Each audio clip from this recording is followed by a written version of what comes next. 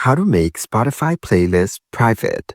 To get started, first of all, open up the Spotify application on your phone. You'll be taken to the Explore page. Go to the bottom panel and tap on Your Library. Here, tap on the playlist option at the top. On this page, scroll down and select a playlist of your choice from the list. After that, tap on the three dots as shown. Now, look for the option that says Make Private and tap on it to make your playlist private. Tap on Make Private to confirm. Only you and the people that you invite will be able to view this playlist. And as you can see, the playlist is now private. Following these steps, you can easily make your Spotify playlist private and only share it with the friends that you want.